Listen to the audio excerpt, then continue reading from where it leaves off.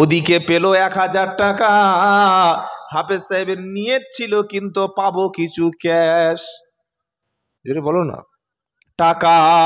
বাড়িওয়ালার উদ্দেশ্য ছিল কি পাবো, নেকি পাবো।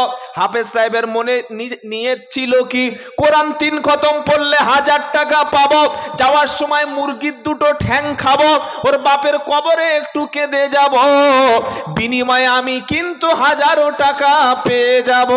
এবার ঠান্ডা মাথায় ভেবে বলুন, আপনি শ্বশুর বাড়ি গেছেন, শ্বশুর বলছে জামাই একটু কোরআন পড়ো, জামাই বলছে শ্বশুর আব্বা কোরআন পড়তে পারি, তবে বিরিয়ানি খাওয়াতে হবে, দামি ইলিশ মাছ কিনে খাওয়াতে হবে। কেউ যদি বিনিময়ে টাকার লোভে, খাওয়ার লোভে, বিনিময়ের জন্য যদি কেউ কোরআন পড়ে, যারা ওলামা বসে আছে জিজ্ঞাসা করো, একটাও নেকি তার আমলনামায়। সবাই কিন্তু বিশ্বাস করছে না, মনে করলি কি সাংঘাতিক মৌলবী রে। তাহলে এতদিন কি হলো বলো? 500 টাকা 1000 টাকা দিয়েছ, খাইয়েছ প্রাণ ভরে, আর মনে করেছো নেকি খুব বাপের কবরে যাচ্ছে। হাফেজ সাহেব পড়ছে ইয়াসিন ওয়াল কুরআনিল হাকিম ইন্নাকা লামিনাল মুরসালিন পড়ছে, আর বলছে এখনো পর্যন্ত নাস্তা দেয় না কেন, এখনো চা দিচ্ছে না কেন, 10টা বেজে গেছে, 12টা বেজে গেলে তো 30 পারা হয়ে যাবে। এই সোনার চাঁদ বন্ধুরা, ঠকাবো না, আপনাদের খেয়েছি, আপনাদের পয়সা দিয়েছেন কিছু আর দেবেন কিছু, সেজন্য এসেছি, কিন্তু উদ্দেশ্য হচ্ছে সত্যটা প্রচার করে যাওয়া। আজকে সত্যটা যদি না বলি, কিয়ামতের দিন আল্লাহর সামনে আমাকে দাঁড়াতে হবে, সেদিন আপনারা আমার সঙ্গে কোনো সম্পর্ক রাখবেন না। জনগণ সেদিন আল্লাহর কাছে বলবে, আল্লাহ 2.5 ঘন্টা 2 ঘন্টা 3 ঘন্টা এর সামনে আমরা হা করে বলেছিলাম, আমরা এর কথাটাকে দলিল হিসাবে মেনে নেব বলেছিলাম, আমাদেরকে সত্যটা বলে যায়নি, রব্বানা ঠকিয়ে গিয়েছে, আজকের পেয়েছি হারাম করা আব্দুল্লাহ জুবাইরকে, তাই ছাড়বো না। তাহলে কি শিখলাম বলো? হাফেজ সাহেব কোরআন খতম যখন পড়েছে, উদ্দেশ্য ছিল কিছু পয়সা, উদ্দেশ্য ছিল কিছু খাওয়া। পয়সা আর খাওয়া যদি না দেওয়া হয়, কে পড়বে? ডেকে আনো দেখি কেমন চাদু আছে, জীবনে কেউ পড়বে না। আর একটা কথা মনে রাখবেন, নফল ইবাদত কখনো বিক্রি হয় না। শুনতে পেলেন? নফল ইবাদত কখনো বিক্রি হয় না। কেউ যদি বলে তোর বাপের জন্য 2000 রাকাত নামাজ পড়ে দেবো, 2000 টাকা দে, নেকি পাওয়া যাবে? যাবে?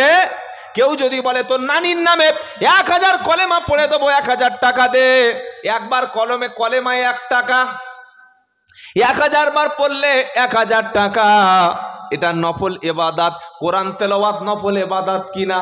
জোরে বলেন, কোরআন তেলাওয়াত নফল ইবাদত, নামাজটাও, নামাজ ফরজ সুন্নাত ছাড়া নফল ইবাদত, জিকিরটা নফল ইবাদত, সুবহানাল্লাহ নফল ইবাদত।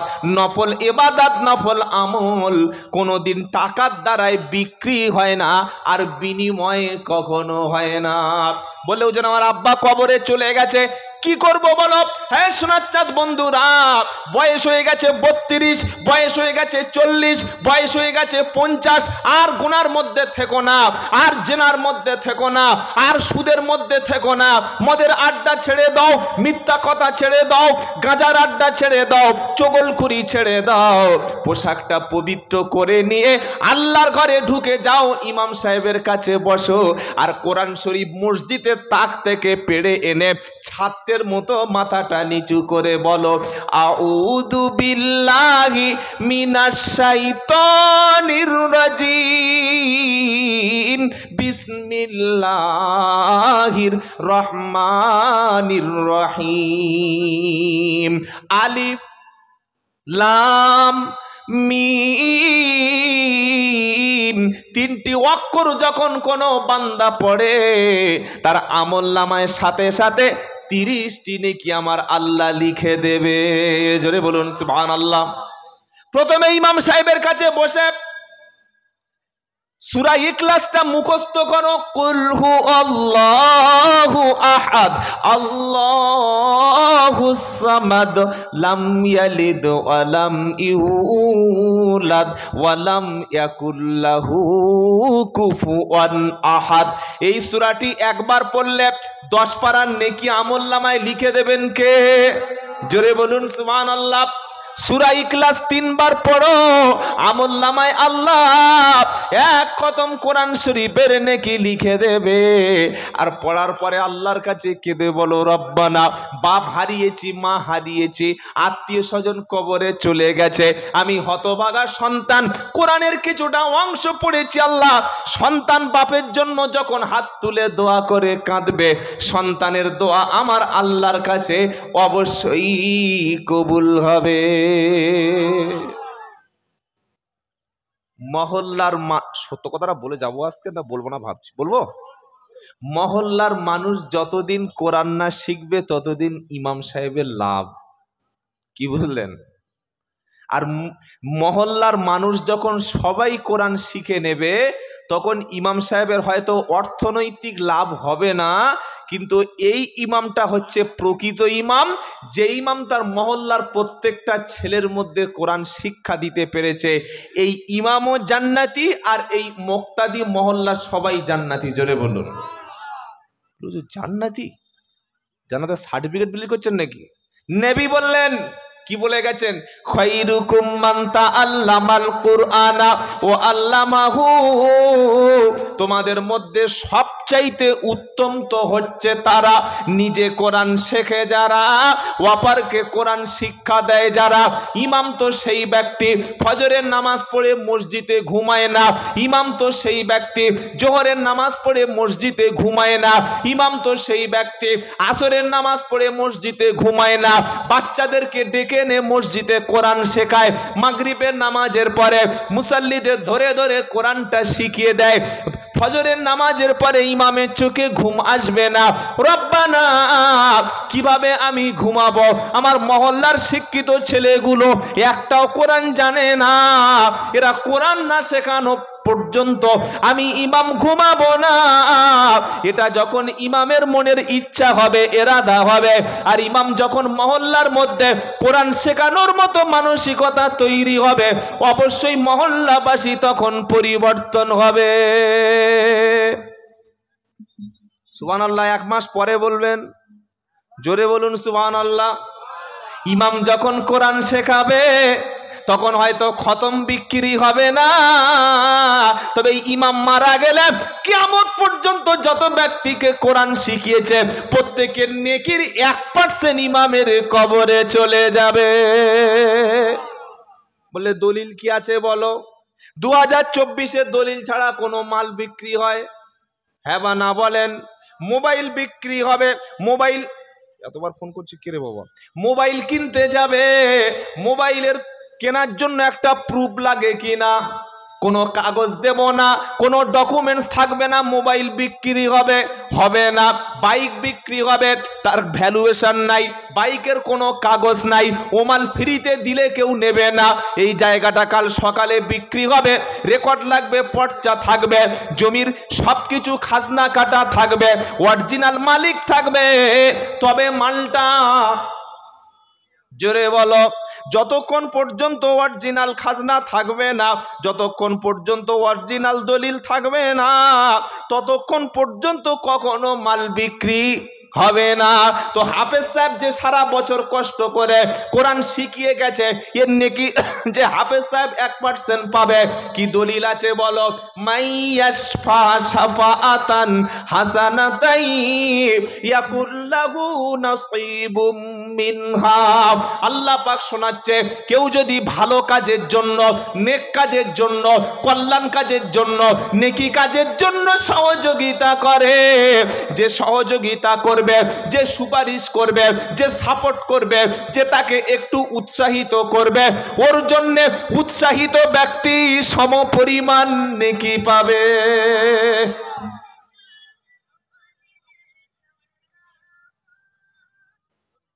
একটা কোরআনওয়ালা যত নেকি পাবে পড়ে, আপনিও ততটা পাবেন। জোরে বলুন না সুবহানাল্লাহ। কথা কি হলো বাবা? বসুন, কি হলো? Any problem? আচ্ছা আচ্ছা, ঠিক আছে। দেখি একবার তাকবীর দিন, দেখি শয়তান কোন দিক থেকে ঢুকছে, দেখি। নারাই তাকবীর। আচ্ছা, দুপুরে খাওয়া হয়নি কার কার? হাত তুলুন তো ভাই।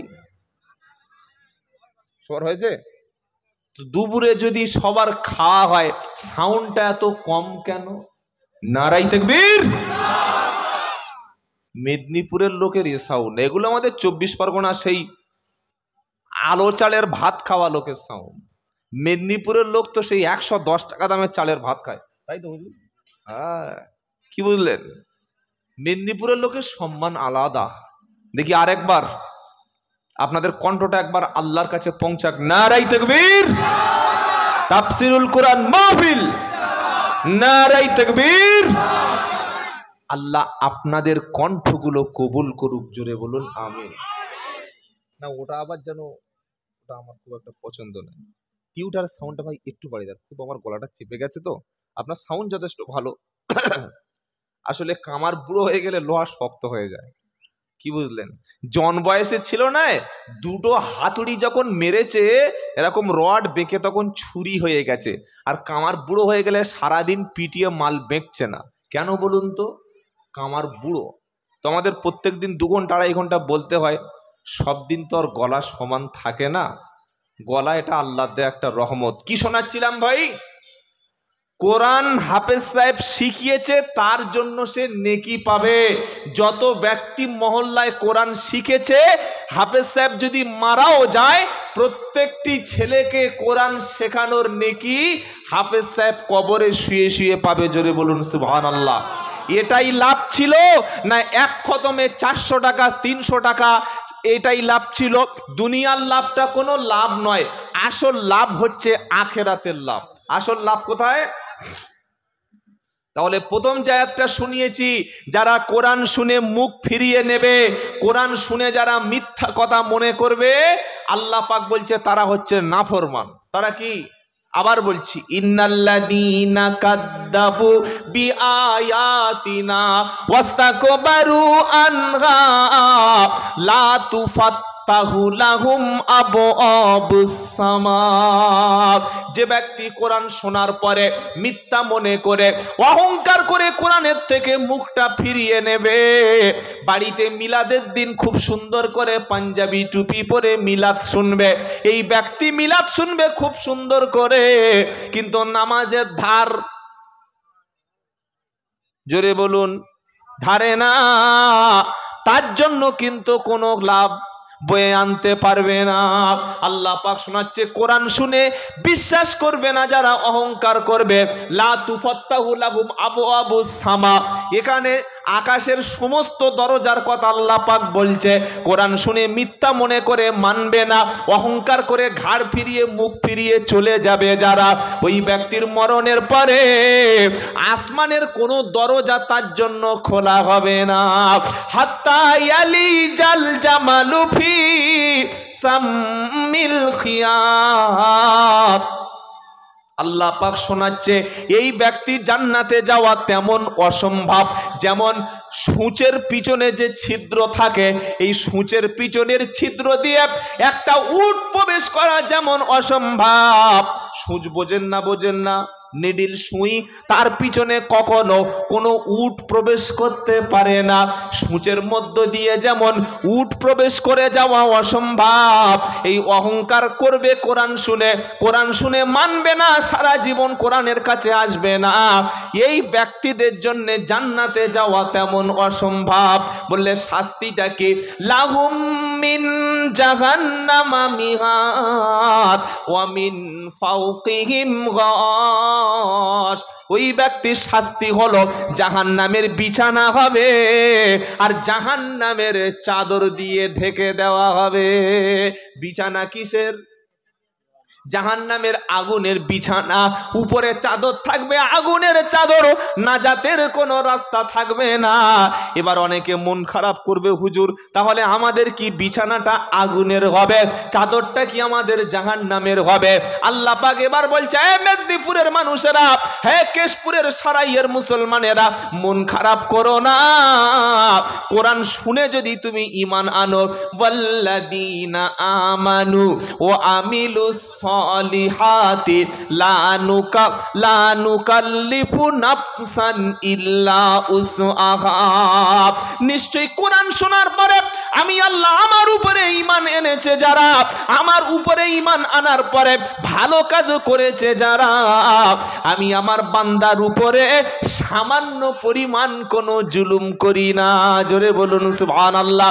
এই বান্দা যখন নেক কাজ করেছে, কোরআন শুনে নিজের জীবনটা পাল্টে নিয়েছে, আবু বকর সিদ্দিকের মতো জীবন পরিবর্তন করেছে, ওমর ফারুকের মতো জীবন পরিবর্তন করেছে, উসমান গনি রাদিয়াল্লাহু তাআলা আনহুম আলাইহিম আজমাইন, হযরত আলী রাদিয়াল্লাহু তাআলা আনহুম আজমাইন, এ সমস্ত সাহাবায়ে কেরাম রাদিয়াল্লাহু আনহুম, তাদের মতো জীবন যখন পাল্টে নেবে, আমি আল্লাহ পাক শোনাচ্ছি, কোরআন শুনে নিজের জীবন পাল্টে যখন ঈমান নিয়ে লোকটি কবরে যাবে, কিয়ামতের দিন আমি আল্লাহ বলবো ওয়ানাজাআনা মাফি সুদুরিহিম মিন গিল্লি তাজরি মিন তাহতিহাল আনহার, তাজরি মিন তাহতাহাল আনহার খালিদিনা ফিহা।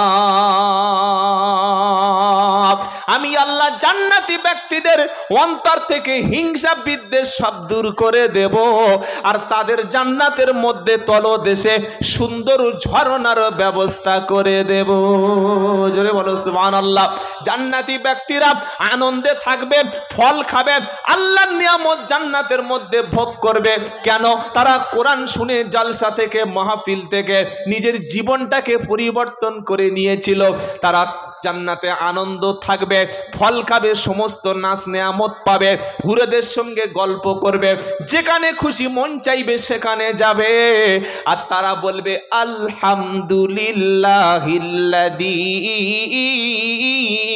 হাদানা লিহাদা ওয়া মা কুন্না লিনাহতাদিয়া লাউলা আন হাদানাল্লাহ লাকাদ জাআত রুসুলুনা রাব্বিকা বিল হক ওয়া নুদু আন তিলকুমুল জান্নাতু উরিস্তুমুহা বিমা কুনতুম তা'মালুন। জোরে বলুন না সুবহানাল্লাহ।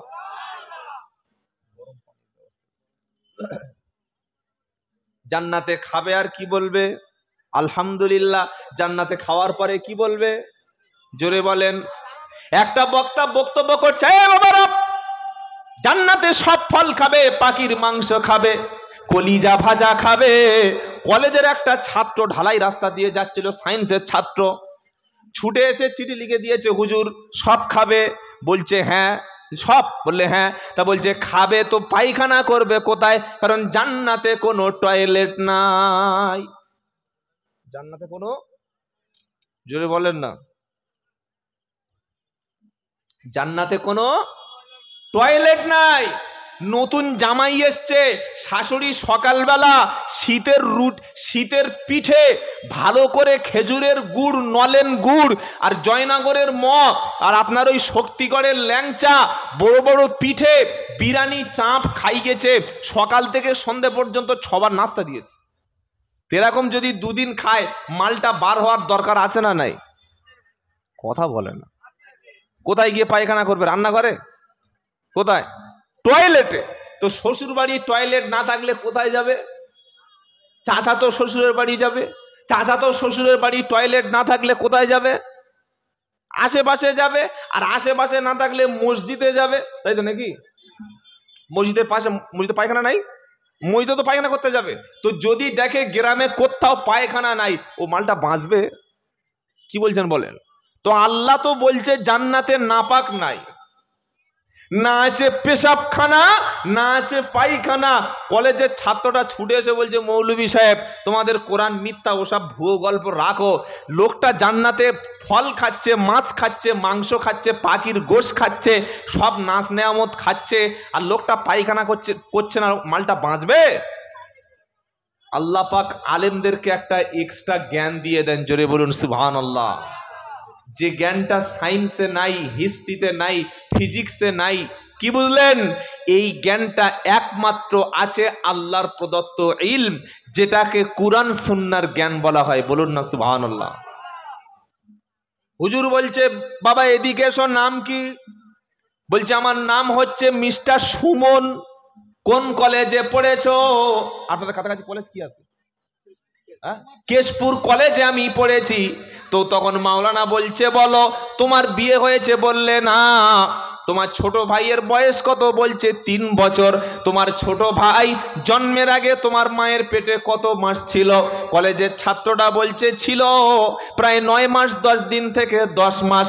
এবার হুজুর প্রশ্ন করছে, হ্যাঁ কলেজের ছাত্র তুমি বলো, তোমার ছোট ভাই যখন মায়ের পেটের মধ্যে ছিল খেয়েছে না খায়নি? খেয়েছিল? খেয়েছে, খেয়ে না? মায়ের শরীরের রক্তগুলো খেয়েছে, প্রোটিন খেয়েছে, ফ্যাট খেয়েছে, আয়রন খেয়েছে। মায়ের খাদ্যটা সন্তানের খাদ্য। তো মায়ের পেটের মধ্যে পায়খানা করেছে কোথায় বলো? একটা মায়ের পেটে বাচ্চা, ওই মা যদি খাওয়া বন্ধ করে দেয় বাচ্চাটা বাঁচবে? কোনোদিন বাঁচবে না। সেজন্য একটা মাসআলা শিখে রাখুন, সামনে রমজান মাস আসছে। যে সমস্ত মায়েদের পেটে গর্ভবতী পেটে বাচ্চা আছে, ওই বাচ্চাটা যদি হওয়ার সময় চলে আসে, আর কয়েকদিন কয়েক সপ্তাহ পর হবে, যদি ভালো ইমানদার পরেজগার গাইনোকোলজিস্ট ডাক্তার যদি মহিলার এই সিচুয়েশন দেখে বলে যে তোমার পেটে বাচ্চাটা আর কয়েকদিন পরে ভূমিষ্ঠ হবে, কয়েকদিন পরে দুনিয়ায় সে পদার্পণ করবে, এই অবস্থায় তুমি যদি 12 থেকে 14 ঘন্টা না খাও, না পানি পান করো, অর্থাৎ রোজা রাখো, তোমার বাচ্চাটা মারা যেতে পারে, তোমার শরীরের ক্ষতি হতে পারে। যদি কোনো বিজ্ঞ পরেজগার মুত্তাকি খোদাভীরু ডাক্তার শরীরের সমস্ত সবকিছু কন্ডিশন চেক করে ভালো করে জাস্টিফাই করে যদি এরকম বলে, সেই মহিলার জন্য সেই কয়েকদিন রোজার পরিবর্তে পরে রোজা ছাড় রয়ে। কথা বুঝতে পেরেছেন না পারেন নাই? কেন? ইসলাম কখনো কোনো মানুষের ক্ষতি চায় না, কোনো বাচ্চারও ক্ষতি চায় না। এবার বলুন তো ভাই, তাহলে মায়ের পেটে বাচ্চাটা মা খাচ্ছে বলে সে বেঁচে আছে, খেয়েছে যদি তাহলে পায়খানা করেছে কোথায়? আপনি সায়েন্স চলুন, ল্যাবরেটরিতে চলুন, রিসার্চ সেন্টারে চলুন, খালি বাচ্চা যখন হয় তখন দেখবেন মায়ের শরীর থেকে বাচ্চার সাথে কিছু রক্ত আসে, কিছু রকম হড় করে কিছু রকম পদার্থ আসে। দেখেছেন বাচ্চা হওয়ার সাথে সাথে 1.5 কেজি পায়খানা মায়ের পেট থেকে বার হচ্ছে? হয় 2 লিটার পেশাব বার হচ্ছে? হয় না। 9 মাস থেকে 10 মাস তার পেশাব পায়খানার প্রয়োজন নেই। আল্লাহ সুবহানাহু তাআলা মায়ের পেটে 9 থেকে 10 মাস যদি পেশাব এবং পায়খানা কন্ট্রোল করে রাখতে পারে, অথচ বাচ্চাটাকে আল্লাহ খাইয়েছে, এই আল্লাহ সুবহানাহু তাআলা কিয়ামতে বান্দাকে জান্নাতে খাওয়ানোর পরে পেশাব পায়খানা ছাড়াই তাকে বাঁচিয়ে রাখা সম্ভব না অসম্ভব? সম্ভব। কলেজের ছাত্র বলছে, হুজুর আসসালামু আলাইকুম, একটু কাজাতে যাচ্ছি। কি বুঝতে পারলেন? কিছু বুঝেছেন তো? জান্নাতি ব্যক্তিরা সেদিন জান্নাতে খাবে, খাওয়ার পরে কি বলবে? এবার কোরআন, আলহামদুলিল্লাহিল্লাযী হাদানা লিহাদা, সমস্ত প্রশংসা সেই আল্লাহর যিনি আমাকে হেদায়েত দান করেছেন। জোরে বলুন সুবহানাল্লাহ। হ্যাঁ, মেদিনীপুরের মুসলমানেরা, আল্লাহর পক্ষ থেকে সবচাইতে বড় নিয়ামতের নাম হচ্ছে হেদায়েত। জোরে বলুন সুবহানাল্লাহ। আল্লাহর পক্ষ থেকে সবচাইতে বড় নিয়ামত হলো বান্দার জন্য হেদায়েত। হেদায়েতের উপরে টিকে থাকা সবচাইতে বড় নিয়ামত। কিরকম জানেন? নবীর মুহাম্মদ সাল্লাল্লাহু আলাইহি সাল্লামকে এই পৃথিবীর মধ্যে সব চাইতে যে ব্যক্তিটা বেশি ভালোবেসেছে তার নাম কি জানা থাকলে বলেন? কাফের আর বেঈমান আর ইমানদারদের মধ্যে সবচাইতে বেশি ভালোবাসা কোলের কাছে রেখেছে, খাইয়েছে, লালন পালন করেছে, কষ্ট দেয় নাই, বাপের ভূমিকা পালন করেছে, মায়ের ভূমিকা পালন করেছে, যে ওই ব্যক্তির নাম কি?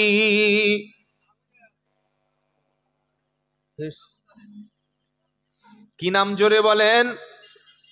বক্তব্য সব সময় বক্তাদের কাছ থেকে কিছু শুনে নেবেন। হয়ে গেল, যে 20,000 টাকাতে চলে যাবে। একটা একটা শুনবেন, একটা একটা ব্রেনে রাখবেন। এই পৃথিবীর জমিনে যত বড় ধরনের ইমানদার মুসলমান হোক, একা আবু তালিব মুহাম্মদ সাল্লাল্লাহু আলাইহি সাল্লামকে যে ভালোবাসা দিয়েছিল, বিশ্বের কোন ব্যক্তির দ্বারা সেই স্যাক্রিফাইস, সেই কুরবানি, সেই ভালোবাসা কখনো সম্ভব না। নিজের বাচ্চা হযরত আলীকে শোয়াচ্ছে পাশের বিছানায়, আর মুহাম্মদ সাল্লাল্লাহু আলাইহি সাল্লামকে রাখছে কোলের কাছে। কেন? হযরত আলীর তো বাপ আছে আবু তালেব, কিন্তু মুহাম্মদ সাল্লাল্লাহু আলাইহি সাল্লামের তো কোনো বাবা নাই। হযরত আলীর তো মা আছে, কিন্তু মুহাম্মদ সাল্লাল্লাহু আলাইহি সাল্লামের তো মাটাই নাই, দাদুও মারা গেছে, খাওয়ার জায়গা নাই, সারা জীবন নবীকে খাইয়েছে, ঘর দিয়েছে, কেউ মারতে আসলে পিঠ পেতে দিয়েছে। তার নাম কি? আবু তালেব। সেজন্য একটা কথা বলছি, কিছু মনে করবেন না। মুখে শুধু ইয়া রাসূলুল্লাহ আপনাকে ভালোবাসি, এই কথাটা জান্নাতে যাওয়ার জন্য যথেষ্ট না। মুখের ভালোবাসার সাথে সাথে আমার চরিত্রে, আমার ব্যবহারে, আমার কালচারে, আমার কৃষ্টিতে, আমার সোসাইটিতে, আমার সমাজে, আমার ঘরে, আমার পরিবেশে যতক্ষণ নবীর সুন্নাত, নবীর পদাঙ্ক, নবীর পূর্ণাঙ্গ অনুসরণ না ফুটে উঠছে, ইয়া রাসূলুল্লাহ আপনাকে ভালোবাসি, মদিনায় চলে যাই, ঘরে মন টিকছে না, এইসব দাবি কিন্তু কিয়ামতে কাজে লাগবে না। আবু তালেবের মতো ভালোবাসা পৃথিবীতে কেউ বাসতে পারেনি, আর কিয়ামত পর্যন্ত পারবে না। এত ভালোবাসার পরে কিন্তু হেদায়েত নসিব হলো না। চিন্তা করতে পারছেন? এত ভালোবেসেছে, হেদায়েত নসিব হয়নি। তার মানে কপালে হেদায়েত নাই, আল্লাহর নিয়ামত থেকে মাহরুম, বঞ্চিত। এবার একজনের কথা বলছি, তার নাম হচ্ছে হিন্দা। কি নাম? হিন্দা। আবু সুফিয়ানের স্ত্রী, যিনি তার জীবনের শেষ বয়সে গিয়ে ইসলাম কবুল করেছিলেন, একদম অনেক পরে। এই আবু সুফিয়ানের স্ত্রী হিন্দা, তার নিকৃষ্ট কর্ম সবচাইতে বেশি যেটা খারাপ ছিল, নবীর চাচা হযরতে হামজা রাদিয়াল্লাহু তাআলা আনহুকে, এই হিন্দা তখন মুশরিকা ছিলেন, কাফির ছিলেন। ইসলাম গ্রহণের পূর্বে যুদ্ধের ময়দানে নবীর চাচা হযরতে হামজা রাদিয়াল্লাহু তাআলা আনহুকে কলিজাটা যুদ্ধের ময়দানে ফেড়ে ফেলেছে, নাকগুলো কেটে নিয়েছে, হাতের সমস্ত অঙ্গ প্রত্যঙ্গ কেটে কেটে আলাদা আলাদা পিস পিস, টুকরা টুকরা করেছে। যুদ্ধের ময়দানে নবীর চাচা হযরতে হামজা রাদিয়াল্লাহু তাআলা আনহুর কলিজাটা চিবিয়ে চিবিয়ে, কাঁচা সেদিন চিবিয়েছিল। তার নাম হচ্ছে হিন্দা। কতটা শত্রুতা ছিল নবীর সঙ্গে, আল্লাহ পাক তার কপালে হেদায়েত রেখেছিলেন। তাই জীবনের শেষ প্রান্তে এসে এই নবীর হাতে কালেমা পড়ে মুসলমান হয়ে জান্নাতে যাওয়ার সৌভাগ্য হয়েছে। এটার নাম হলো হেদায়েত, এটার নাম হলো হেদায়েত। বাড়ির পাশে মসজিদ, নামাজ পড়ে না, ফজরের সময় 1.5 কিলোমিটার দূর থেকে সে নামাজ পড়ছে, হয় না? হয় না? আলেমের ছেলে জালিম হচ্ছে, আর মত করে ছেলে হাফেজ হয়ে মসজিদে তারাবি শোনাচ্ছে, হয় না? হয় না? পীরের বেটা লটারির টিকিট বিক্রি করছে, মুফতি সাহেবের ছেলে মিথ্যা কথা বলছে, জুয়া খেলছে, লটারি খেলছে, আর কোন মাতাল গাঁজা করে ছেলে হাফেজ হয়ে, আলেম হয়ে মানুষের কাছে দ্বীনের দাওয়াত পৌঁছাচ্ছে। জোরে বলুন সুবহানাল্লাহ। এটার নাম হচ্ছে হেদায়াত। এটার নাম কি? হেদায়াত। এজন্য প্রত্যেক নামাজে হেদায়েত চাইতে হয়। ইহদিনাস সিরাতাল মুস্তাকিম সিরাতাল্লাযীনা আনআমতা আলাইহিম গায়রিল মাগদুবি আলাইহিম ওয়ালাদ-দাল্লিন। আমিন। হেদায়েতের মালিক হচ্ছে আল্লাহ। হেদায়েতের মালিক কে? আল্লাহ। তো জান্নাতি ব্যক্তিদের ভাষা কি জানেন? তারা খাবে আর কি বলবে? আলহামদুলিল্লাহিল্লাযী হাদানা লিহাদা। সমস্ত প্রশংসা সেই আল্লাহর যিনি আমাকে হেদায়েত দান করেছেন। ওয়া মা কুন্না লিনাহতাদিয়া লাউলা আন হাদানাল্লাহ।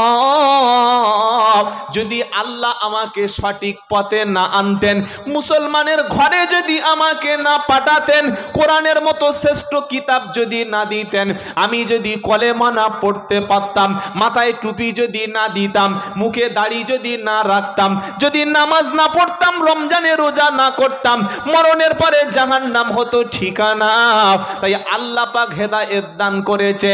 জান্নাতি ব্যক্তিরা খাবে আর প্রশংসা করবে। আল্লাহ হেদায়েত না করলে কখনো হেদায়েত পেতাম না।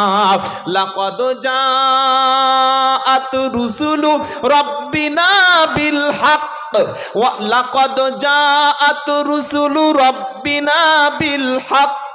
আল্লাহর পক্ষ থেকে সত্য রসুলরা এসে, অসংখ্য নবীরা এসে আমাদের কাছে আল্লাহর পক্ষ থেকে সত্য মেসেজটা পৌঁছে দিয়েছিল। তাই আমরা জান্নাতি হতে পেরেছি। খাবে আর মনের আনন্দে নিজের হেদায়েতের কথা প্রশংসা করবে। এবার আল্লাহ পাক জান্নাতীদেরকে ডেকে বলবে, ওয়ানুদু আনতিল কুমুল জান্নাতু উরিসতুমুহা বিমা কুনতুম তা'মালুন। জোরে বলুন সুবহানাল্লাহ। হে জান্নাতি ব্যক্তি, তোমরা হেদায়েত পেয়েছো, জান্নাতের মধ্যে আনন্দে খাচ্ছ, এজন্য তোমরা আল্লাহর শুকরিয়া আদায় করেছো। এবার শোনো, অনুদু আনতিল কুমুল জান্নাতু উরিসতুমুহা বিমা কুনতুম তা'মালুন। হে জান্নাতি ব্যক্তিরা, আমি আল্লাহ তোমাদের ডাক দিয়ে বলছি, জান্নাতি ব্যক্তি, আমি এই জান্নাতের ওয়ারেস বানিয়ে দিলাম। সারা জীবন এই জান্নাত থেকে বার হওয়ার কোনো রাস্তা আর নাই। এই জান্নাতের উত্তরাধিকার তোমাদের বানিয়ে দিলাম তোমাদের নেক আমলের কারণে। জোরে বলুন সুবহানাল্লাহ। সেজন্য আমাদের টার্গেট, মিশন, ভিশন, উদ্দেশ্য যেন থাকে জান্নাত। উদ্দেশ্য কি বলেন? জান্নাত। আর কিচ্ছু চাই না। গাড়ি বাড়ি সম্পদ জমি জায়গা এগুলি আমাদের মাকসাদ না। আর মরণের পরে আমি যেন আমার আল্লাহর সঙ্গে দিদার করতে পারি, আমি যেন আমার আল্লাহকে পেতে পারি, আল্লাহর দয়ার জান্নাত পেতে পারি, এর চাইতে বড় সৌভাগ্যের আর কিছু নাই। এই জান্নাতে যাওয়ার জন্য বাড়িতে ঘুমিয়ে থাকলে জান্নাত পাওয়া যাবে তো ভাই? নামাজ কাজা করে, পেশাব করে পানি না নিয়ে শুয়ে পড়লে জান্নাত পাওয়া যাবে? আল্লাহর ঘর ছেড়ে যদি গাঁজার আড়তে বসে গাঁজা টানি জান্নাত পাওয়া যাবে? আল্লাহর কোরআন ছেড়ে দুনিয়ার সমস্ত ধান্দায় যদি পদে পদে ধান্দা করি, আল্লাহ জান্নাত মিলবে না। আল্লাহ তার ইমানদার ব্যক্তিকে জান্নাতের সুসংবাদ দিয়ে রেখেছেন। জোরে বলুন সুবহানাল্লাহ। আর আল্লাহ কাদের উপরে রাজি হবে জানেন? আল্লাহ আল্লাহর রাজি হওয়া বান্দাদের জন্যই জান্নাত রেখেছে। জোরে বলুন। কাদের উপরে রাজি হবে? কোরআন, ইন্নাল্লাযীনা আমানু ওয়া আমিলুস সলিহাতি উলাইকা হুম খায়রুল বারিয়া। সুবহানাল্লাহ। রাদিয়াল্লাহু আনহুম ওয়া রাদু আন। সুবহানাল্লাহ বলতে ইচ্ছা করে না? ইন্নাল্লাযীনা আমানু ওয়া আমিলুস সলিহাত। আল্লাহ পাক বলছে, নিশ্চয়ই যারা আমি আল্লাহ আমার উপরে ঈমান এনেছে, ঈমান আনার পরে নেক কাজ করেছে যারা, এই পৃথিবীর মধ্যে সবচাইতে শ্রেষ্ঠ সৃষ্টি হলো তারা। যার ঈমান নাই, নামাজ নাই, কোরআন নাই, সে সবচাইতে সৃষ্টির নিকৃষ্ট।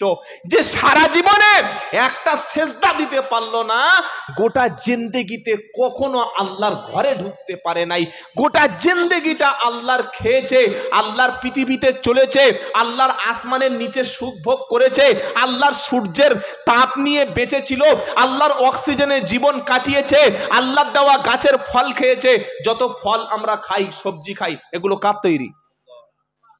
আল্লাহ যদি বলে আমি আমার গাছগুলো হতে দেব না, গাছ নষ্ট করব, খেতে পারবেন?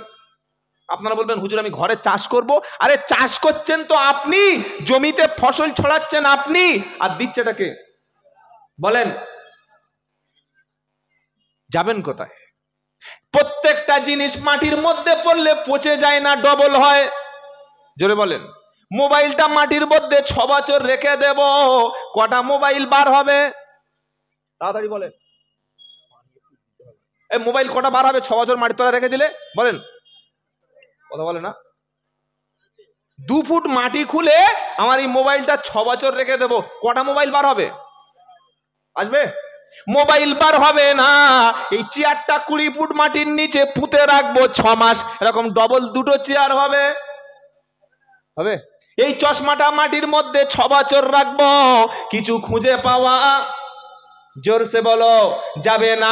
কাঠ মাটির মধ্যে পুঁতে দেব, 6 মাস পরে কোনো অস্তিত্ব পাওয়া যাবে না। লোহা মাটির মধ্যে পুঁতে দেব, মরচে ধরবে, এক সময় তার অস্তিত্ব পাওয়া যাবে না। কাপড় মাটির তলায় রেখে দেব, কিছুদিন পরে থাকবে না। জ্যান্ত মানুষ মরে গেছে, কবরের মধ্যে রেখে দেব, 6 বছর পরে লাশ খুঁজে পাওয়া যাবে না। কুকুর মাটির মধ্যে যাবে, 2টো কুকুর তৈরি হবে না। ছাগল মাটির মধ্যে চলে গেলে ডবল ছাগল হবে না। মাছ মাটির মধ্যে গেলে ডবল মাছ হবে না। কিন্তু আপনি জমিনেতে একটা ধান ছড়িয়ে দেবেন, তার কিছুদিন পরে একটা ধান বার হবে না, অসংখ্য ধান বার হবে। কে করছে? চাষ তুমি করো, তুমি ছড়িয়ে দাও, জমি রেডি করে সিড বেড, অর্থাৎ আপনার যে শস্য ভূমিটা, খাদ্য শস্য যেখানে রোপণ করবে, ওটা রেডি করে কমপ্লিট করে তুমি শস্য ছড়িয়ে দাও। ধান ছড়িয়ে দিয়েছ, 4 মাস 5 মাস পরে ধানের মধ্যে ফড়কি বার হলো, তার গাছটা চতুর্দিকে ছড়িয়ে পড়লো, একটা পাতায় শত শত ধান তৈরি হলো। করলেন যিনি, তিনিকে জোরে বলেন। আপনাদের এলাকায় আলু চাষ হয় না? হয় না? হয় না? মেদিনীপুরে তো আলু হয়। আলু, একটা আলু 2 টুকরো করে কেটে কেটে মাটির মধ্যে পুঁতে দিল, 2 থেকে 3 মাস সময় লাগে না, 1 থেকে 1.5 মাস গেল। কিছু সার, কিছু বিষ মাটির মধ্যে ভিটামিন দিয়ে দিল, আলু গাছ বার হলো। কৃষক খালি বলছে আলহামদুলিল্লাহ। একটা আলু 2 টুকরো করে পুঁতে দিল, 1 কুইন্টাল মাল মাটির মধ্যে গেল, 100 কুইন্টাল মাল আল্লাহ ফিরিয়ে দিল। তিনি কে? আল্লাহ। তিনি হলেন আল্লাহ। তোমার কিচ্ছু করার নাই, তুমি খালি ওসিলা, তুমি চেষ্টা করতে পারো। দেন কে? আল্লাহ। সেজন্য আল্লাহর সঙ্গে নাফরমানি করতে যেও না। আল্লাহর পৃথিবীতে তুমি আছো। শস্য একটা ছোট বীজ, একদম এরকম ছোট্ট সামান্য সরিষার দানা মাটির মধ্যে ছড়িয়ে দিলে ওর থেকে পাতা বার করলো কে? যদি বলেন আল্লাহ। আল্লাহ পাক বলছে আমি ইচ্ছা করলে গাছ নষ্ট করে দিতে পারতাম, ইচ্ছা করলে ফসল নষ্ট করে দিতে পারতাম। আফারাআইতুম মা তাহরুসুন, সূরা ওয়াকিয়ার মধ্যে আল্লাহ পাক শুনিয়ে দিচ্ছে যে বান্দা আমার নেয়ামতগুলো দেখো। তুমি জমিনে চাষ করেছো, ধান ছড়িয়েছো, আলু ফেলে দিয়েছো, পটল দিয়েছো, বীজ রোপণ করেছো। আমি আল্লাহ ইচ্ছা করলে খড় কুটো আগড়ায় পরিণত করতে পারতাম। তুমি হাহুতাশ করা ছাড়া তোমার কিছু ছিল না। কিছু করার ছিল? বলুন আলহামদুলিল্লাহ, বলেন আলহামদুলিল্লাহ। তুমি যে জমিনে বাস করছো, এই জমিনটাকে স্থির রাখার জন্য আল্লাহ পাহাড়গুলো গেড়ে দিয়েছে। আর জমিনের তলায় বিজ্ঞানীরা বলছে প্লেট রয়েছে। কি আছে বলেন? প্লেট। এই প্লেটটা যখন টলমল করে, একটা প্লেট যখন আরেকটা প্লেটের সঙ্গে সামান্য ধাক্কা লাগে, তখন মেদিনীপুরটা, তখন হাওড়া হুগলি পাঁশকুড়া, 2 মেদিনীপুর, তখন পুরুলিয়া বাঁকুড়ায় মৃদু ভূমিকম্প অনুভূতি হয়। ভূমিকম্পের রিক্টার স্কেলটা যদি 8 থেকে 9 পয়েন্ট হয়, তখন বিল্ডিং একটাও থাকবে না। আল্লাহ বলছে এই মাটিকে সুন্দরভাবে মজবুতভাবে কে ধরে রেখেছে? আমিনতুম মান ফিস সামাই আইয়াখসিফা বিকুমুল আরদা ফাইদা হিয়া তামুর। 29 পারা 2য় পৃষ্ঠা সূরা মুলকের মধ্যে আল্লাহ পাক বলছে আমিনতুম মান ফিস সামাই আইয়াখসিফা বিকুমুল আরদা ফাইদা হিয়া তামুর। তোমরা কি এতটা নিরাপদ, তোমরা কি এতটা একদম কনফার্ম হয়ে গেছো, সিকিউরিটি পেয়ে গেছো আসমানে যিনি আছেন তিনি জমিনটা ধসিয়ে দেবে না? কখনো সকালবেলা কি উঠে দেখবে মাটিটা লেয়ারটা মাটির তলায় চলে গেছে, হুড়মুড় করে বিল্ডিংটা নেমে গেছে, বর্ধমান শহরটা, হাওড়া সিটিটা, কলকাতা শহরটা, ব্যান্ডেলটা, দিল্লিটা, মুম্বাইটা, আগরতলা, গুয়াহাটিটা, ব্যাঙ্গালোরটা, এ সমস্ত শহরগুলো আল্লাহ পাক বলছে তোমরা বড় বড় বিল্ডিং বানিয়েছো, তোমরা কি এতটা নিশ্চিত যে আসমানে যিনি আছেন তোমাদেরকে ভূমি সহ ধসিয়ে দেবে না, যা থরথর করে কাঁপতে থাকবে? কার জমিনে চলছো?